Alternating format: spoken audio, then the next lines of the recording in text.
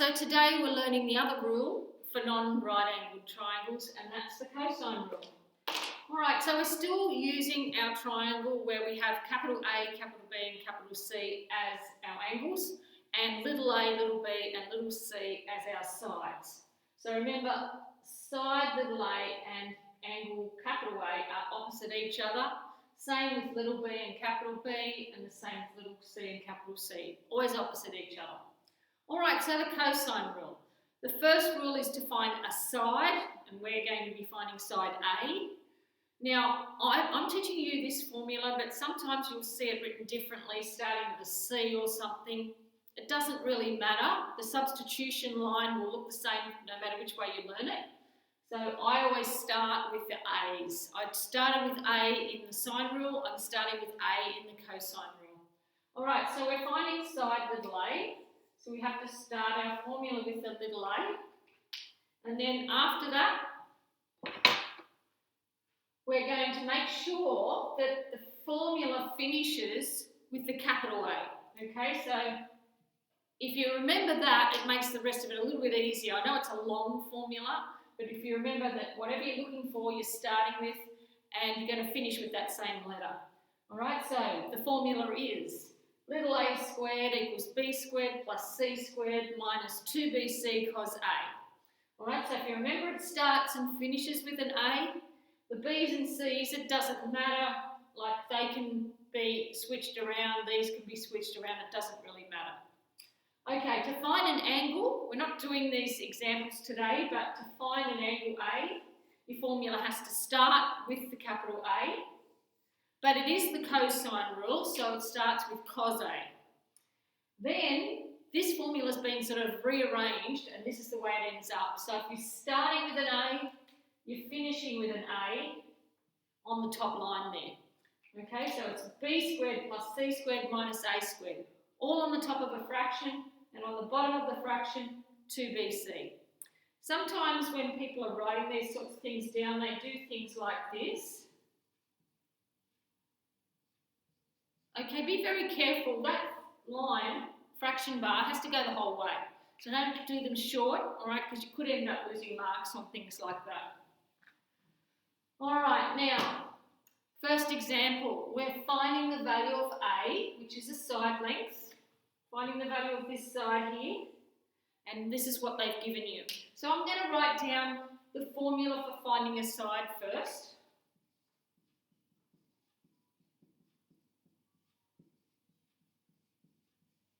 Okay, now once you've done that, we're going to start labelling our triangle up here. So if that's little a, angle A has to be opposite it. Now the other two things are B and C. It doesn't matter which way around they go.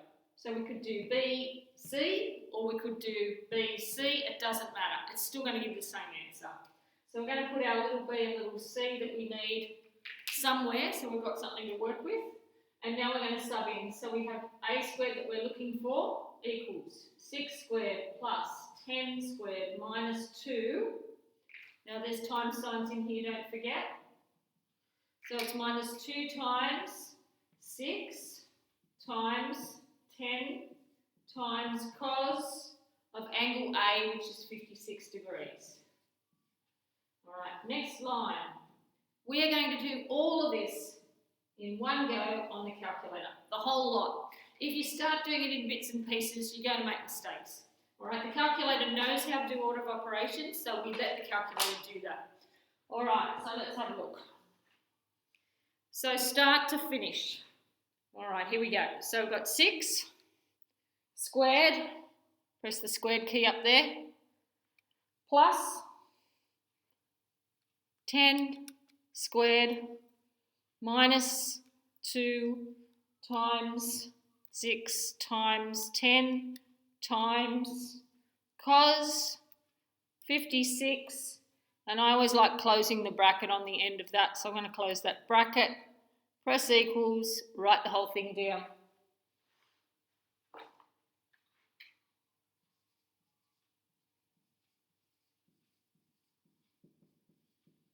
Don't clear your calculator, you're going to need it in a minute. Alright, next line, we're going to be solving an equation here, so we need to get rid of this square. So I'm going to come over here and do the opposite operation, which is square root. Don't clear that calculator, you're going to need it in a minute. Okay, so now we're going to the calculator, and I've still got my answer here from before, still there, but we're doing square root of this now, so we're doing square root, and then answer button, which will be square rooting the last answer that we had there, which was that long decimal. Press equals, and we're writing that down.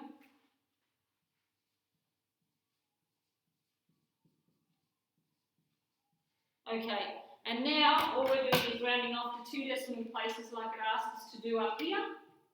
2 decimal places. Draw your line after 2 decimal places, and our answer will be 8.30. And we don't have any units on this one.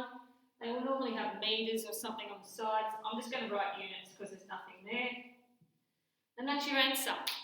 Okay, so let's have a look. We're doing a couple of word problems now, because I thought that that's easy enough for you to just do the basic ones. So we're doing 2 harder questions here now.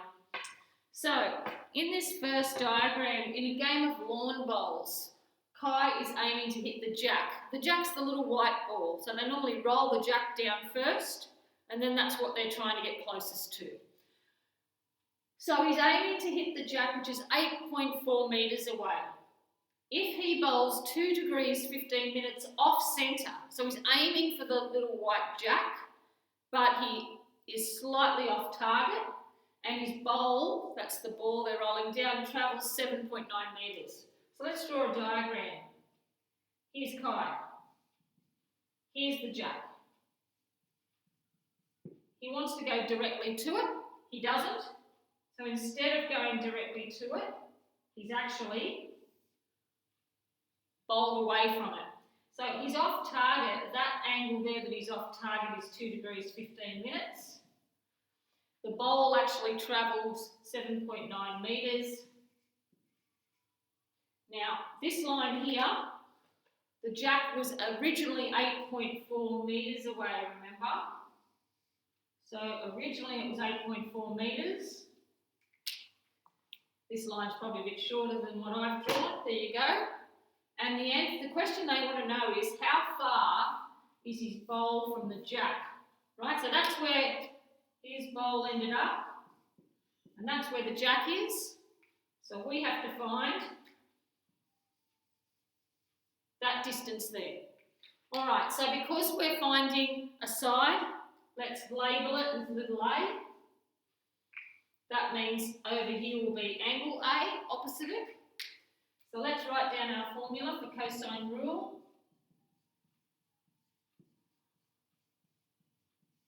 Okay, there's the formula. So what else do we need in this formula? We've got little a and a written on the diagram, but we don't have our little b and little c. So that's these 2 numbers here. Doesn't matter which way around they are. Take your pick. Okay, and let's substitute now. So we've got little a squared equals 7.9 squared plus 8.4 squared minus 2 times b, which is 7.9, times c, which is 8.4, times cos angle A, which is 2 degrees 15 minutes. Okay, so just don't forget you do have times signs in those spots there. I don't want to see anyone doing anything silly by putting a times in there. All right, it's cos of an, it's cos of an angle. It's not cos times A. Okay, so don't put any times there. All right, so now we're ready for the calculator. The whole thing's going in left to right. All right, let's go. So starting it off, we have 7.9 squared plus 8.4 squared minus 2 times 7.9 times 8.4 times cos 2 degrees 15 minutes. So it's 2 degrees 15 minutes, close the bracket, equals. Write it all down.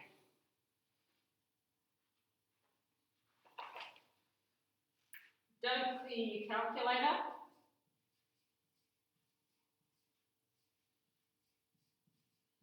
Okay, and now we're going to solve our equation, so don't leave it like that. We're getting rid of that square root now. Opposite of squaring is square root. So we want to square root that. Do not clear your calculator. Extend that square root bar. Alright, and let's use what we did before. So we're going to do square root. You don't need to clear it or anything. You just go square root, answer, equals, and write it down.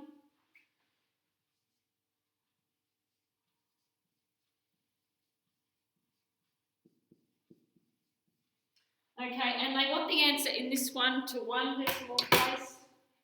So this one here, 1 decimal place. So draw a line after 1 decimal place and your final answer will be 0.6, and we are in metres this time.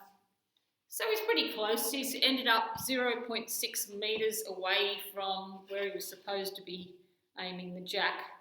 All right, we're going to do a bearings question now.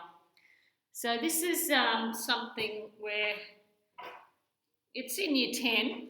It's in the year 10 course, but it definitely is in year 11 and 12 as well. And it's good to know how to approach the questions that they say explain why, because it's not actually like an English question.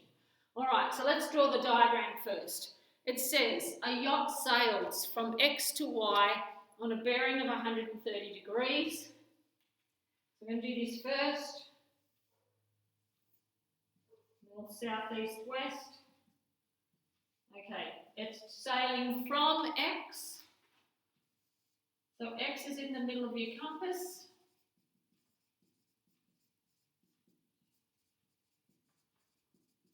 So make sure you've got your X there.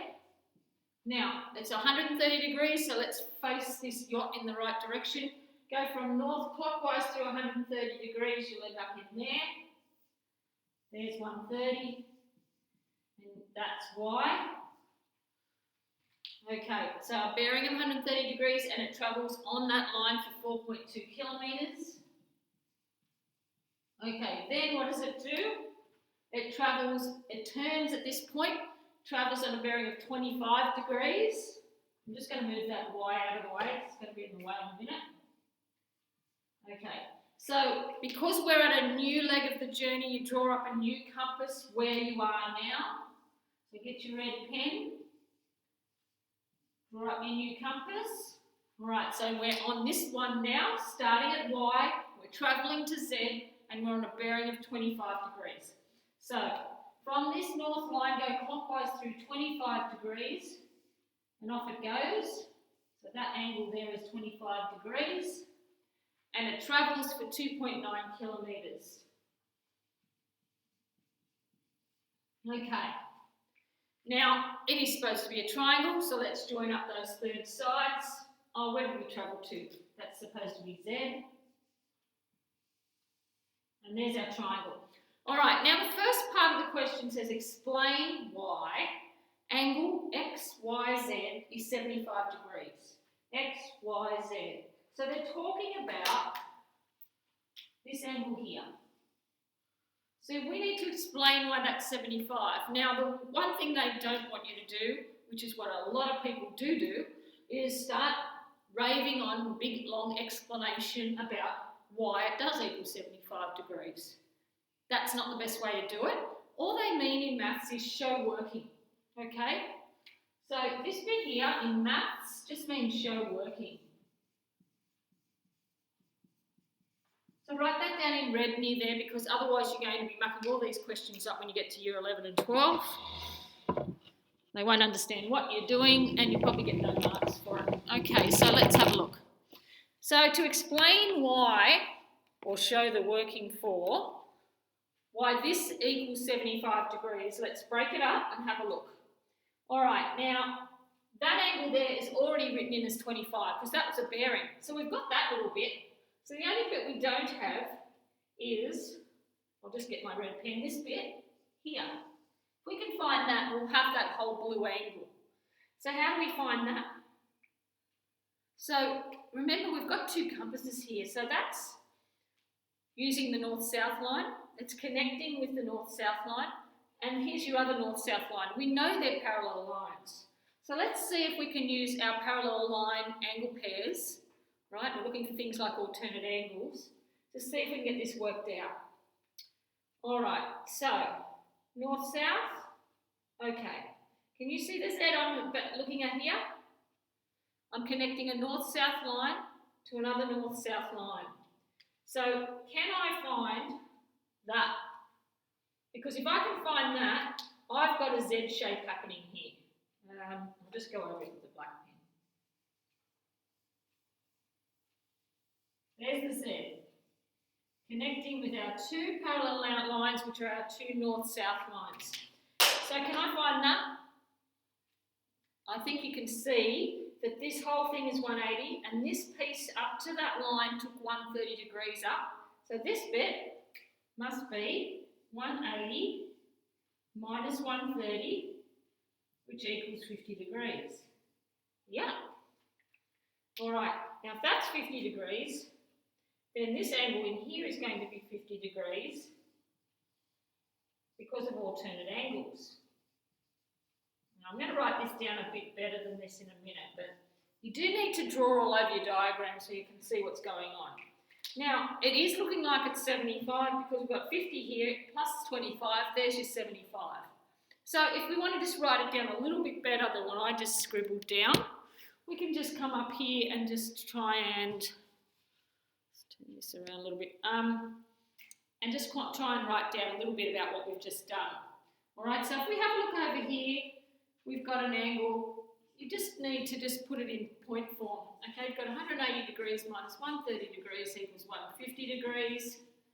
Okay, you've written it over there, you've pointed to it so they can see it anyway, but you're just writing it down over here as well, just to make sure. All right, so then you can say the next part that you're doing is we've got an angle that's 50 degrees. What have I written there? So it's 50, not 150. All right, so the other angle equals 50 degrees because, now I'm going to write this out properly this time, not just write alternate angles. Alternate angles are equal in parallel lines. So there's a bit of explaining why if you want to have some words. Okay, and then after that, you're going to actually write angle XYZ equals, and we can see the 50 degrees because you've just shown them where that came from, and the 25 degrees, which they'll see where that came from in a minute, equals 75 degrees. That's all they want. Okay, so all we're doing is showing mathematical working. I'm just rewriting it over here, and that's it. Now, the reason that they do this in a maths question is because the markers want to make their life easier. All right, so I could have said here, find angle XYZ. Find the value of angle XYZ. And some of you might have been in a complete mess and said, I don't know how to find angle XYZ. And I've always taught you that if you can't find something in an earlier part of the question, you make up an answer. So you'd go, okay, angle XYZ equals 54 degrees. Just so that you can go on to part 2. And then when you go on to part 2, and if you do it correctly with your 54 degrees, we give you full marks down here. Now, so that they don't have all these people guessing all these answers in part 1, they actually tell you what the answer is. They go, okay, we're just going to let you know now, angle XYZ is going to be 75 degrees. So that when everybody goes and does this down here, they're all using the 75, so it makes the marking easier. That's the only reason they do it. So they can't just go, well, we're going to give you the answer. So they want you to show a bit of working to show you know some maths to get there. All right, so that's what that's all about. All right, so in part 2, I'm going to just draw this triangle separately now. When you've done a bearing question and they've got stuff everywhere, you want to just draw the triangle that you're looking at. Okay, so I'm drawing up angle X, Y, Z, 2.9 kilometres here, 4.2 kilometres here. And what did they really want you to use? Angle XYZ is 75. Okay, so even if you go, I don't know how they got that, no idea, at least you can go and do part 2. So in the last question in the advanced paper And there's a real big common section now in the advanced paper and the standard paper have a common element, and it's quite a big common element, all right? And they will do this sort of thing. And they are expecting a lot of people not to get the part ones of the hard questions, but they are expecting you to be able to do part two. All right, now this question was asking for calculate the distance xz, right? So they want you to find this. Now this is just a straight out cosine rule question now, so there's no reason why you can't get the 2 marks that will be allocated to this. So generally in the marking of this question generally will be worth 1, maybe 2, and a straight out cosine rule is going to be 2 marks. All right, I'll show you where the marks are awarded in a minute. So I'm going to just start by writing down our formula for the cosine rule for finding a side. Okay, now we're finding this side here, so I'm going to call it A. Angle A is opposite little a, so we're going to change our y to be an A there, just write it on. And remember our B and C are our other little sides. Doesn't matter which way around. Doesn't matter, you'll still get it right. Okay, now we're subbing in.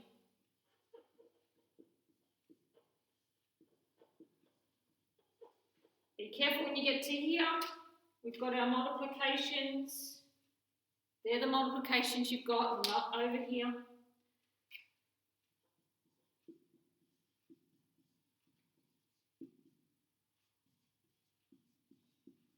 Okay, now, that is where you get your first mark. That's 1 mark given for the substitution line. All right, so if you can get that line out, you've got 1 mark. Finishing the rest of the question off is your other mark. Okay, so we're going to our calculator now. And we're going to type all of this in. 4.2 squared plus 2.9 squared minus 2 times 4.2 times 2.9 times cos 75 and close the bracket at the end, press equals, and there it is. Write it down.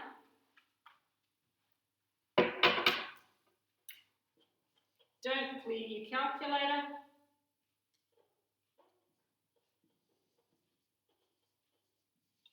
All right, we're square rooting now.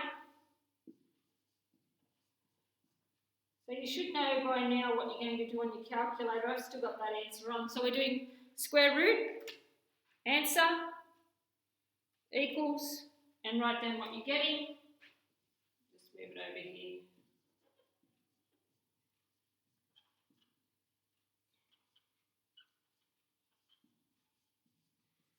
And we want 1 decimal place. So it's 4.4 and we're in kilometres. And that's the answer to the question. Okay, so I hope that clears up how to do those harder problems. Yours will not be as hard because I've done the hardest question here on the board. So good luck with your homework.